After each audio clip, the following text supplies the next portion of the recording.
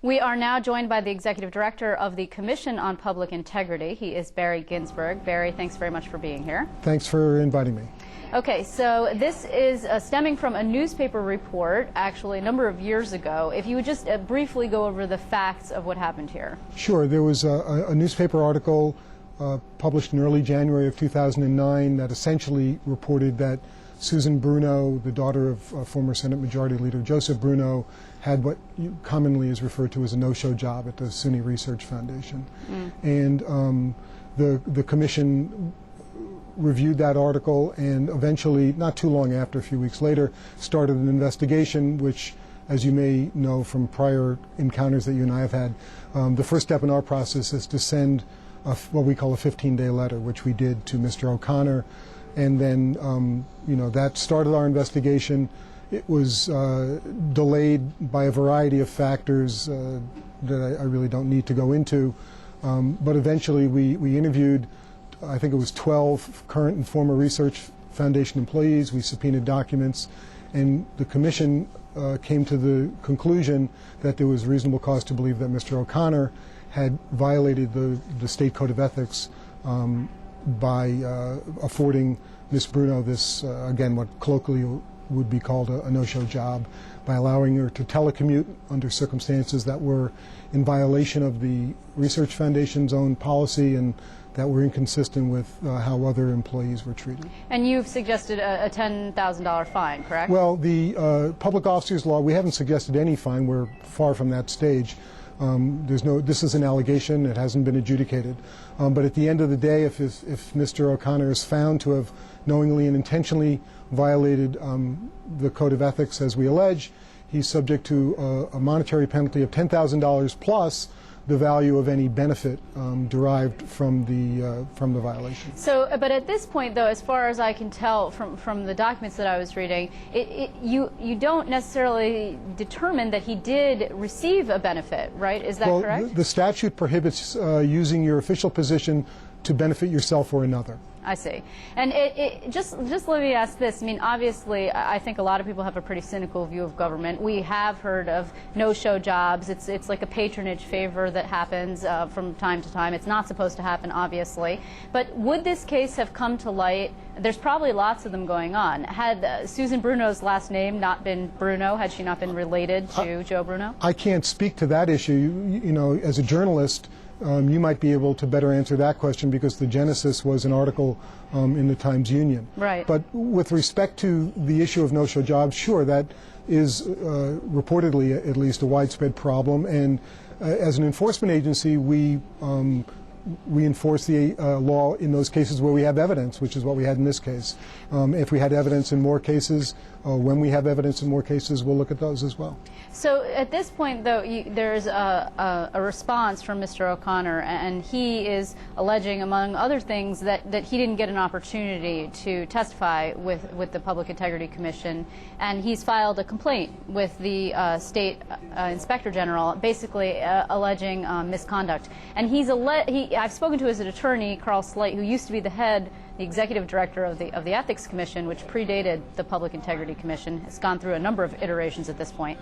But he suggested that this is Herb Titelman Redux. In short, it's about leaking. He says that stories were inappropriately leaked. So would you care to respond to that? Well, first of all, this is an allegation that Mr. Slate made to the Commission before he made it to the Inspector General, which I understand he just made today. I'm not sure at what time during the day. Right. We served our notice of reasonable cause on him around lunchtime, so I don't know if he filed his complaint before or after he received our notice of reasonable cause. But he made a similar allegation to the Commission soon after an article appeared in one of the local papers, and the Commission did exactly what you would expect and hope, which is it took the allegation seriously. We did some of our own review based on what I know now. First of all, I can tell you it was not, I did not give any information to Mr. O'Dotto. I have had no communication with Mr. O'Dotto directly or indirectly on this subject. But I have no reason to believe that anybody on the staff of the Commission did so either. But I can tell you as the executive director that I, perhaps more than anybody in the world, would want to know if that were the case, because I can assure you that if there were evidence that somebody from our commission did that, they would not be working for the commission for one additional second. So the commission has taken what I think all would agree are appropriate steps, which is to bring this matter to the attention of the Inspector General. Before Mr. Slate brought it to the attention of the Inspector General, we have and will continue to cooperate fully with the Inspector General, and I hope that the Inspector General is able to determine the source or sources. At this point, I have no reason to believe it's anybody from the Commission. Okay, just to issue a point of clarification here, when you say Mr. Adato, you're referring to a Times Union reporter by the name of Jim Adato, who wrote a story about what happened today. He basically, a month ago, suggested that exactly what happened today would probably come to pass, that what you actually alleged today would happen, and that was April 18th. So well, that's the I don't leak. know if Mr. Adato was quite that clairvoyant, but he did publish an article saying that the Commission was conducting an investigation, right. And he mentioned in his article that Susan Bruno had been seen in the Commission's offices by somebody outside the Commission, and I suspect that encounter was probably the genesis of his article. So are you saying then that the Inspector General at this point is investigating, has an active investigation, but not at Mr. Slate's request, but actually at your request, is investigating leaks surrounding this incident? I can't speak for the Inspector General, but I can say that, as I mentioned earlier, that before Mr. Slate brought it to the Inspector General, the Commission made a determination that we should bring it to the Inspector General, and we have done that. And we've asked them to investigate, and we've cooperated, and we will continue to cooperate. Well, the reason why this, of course, is an issue is because, as I mentioned before, the quote-unquote Troopergate problem, which dates all the way back to Eliot Spitzer's time in the governor's office, actually lasted longer than he did in the governor's office, ended with your predecessor, Herb Teitelbaum, being a pretty excoriating report coming out of the IG's office, being alleged to have been inappropriately sharing information with that particular probe with members of the administration. Now, that's the problem here, right, is that your operation, this predates you, but is operating under a cloud. Well, you know, defense lawyers use whatever means are available to them. This is not a criticism, it's an observation. And in this case, since neither the law nor the facts favor Mr. O'Connor, which could be the reason why he was so reluctant to be interviewed under oath by the Commission, which he was, when neither the law nor the facts favor your position, you do something else to try to defend your client. And I think that's this is part of an effort. In that so when regard. they say that you denied him his statutory opportunity to be heard, you're saying that's not true? It's absolutely untrue. The Commission afforded him multiple opportunities. Mr. O'Connor, ultimately, we had what we thought was an agreement for him to come in and do that, and he reneged on that agreement. You know, the thing is, though, this comes at a time when we're expecting widespread ethics reform at some point, some kind of bill, and what we're hearing, the scuttlebutt on that, although we've not seen the details, is that we'll probably overhaul the Public Integrity Commission, so it may very well be on borrowed time, and that this doesn't help the case of that entity if it wants to go forward in perpetuity as it is currently constituted. No, we can't control what others do. We can only control what we do. We believe we've acted appropriately.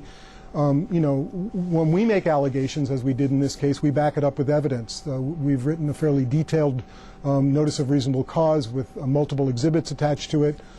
It's not, as I said, an adjudicated matter, but there's more than ample evidence to give rise to a suspicion, a reasonable cause to believe that Mr. O'Connor violated the Public Officers Law. That's how we operate. We operate within the bounds of the law. And before we go, are you aware at this point? If I may say one other thing. Please, go ahead. In terms of the Commission, you may recall that the Commission did a case last with Governor Patterson, which ultimately resulted in Governor Patterson being fined and paying a fine of about $62,000. Sure. And I will say that nobody outside the Commission staff that was working on that investigation and the commissioners themselves was aware of that investigation until the Commission released it publicly. That's how we operate. So are you aware at all of any plan to break up the Commission, to change the Commission? Has anyone from the executive branch spoken to you about that? Nobody's spoken to us about that. We've offered suggestions about how to improve the law, as we always have. Some of our suggestions in the form of legislative proposals, through other means. Certainly, we've said all along the law could be improved, and we have ideas on how to do that. But with respect to the structure of the commission, no, we have not had those discussions. Okay, Barry Ginsberg, thanks very much for coming in. I appreciate your time. Thank you.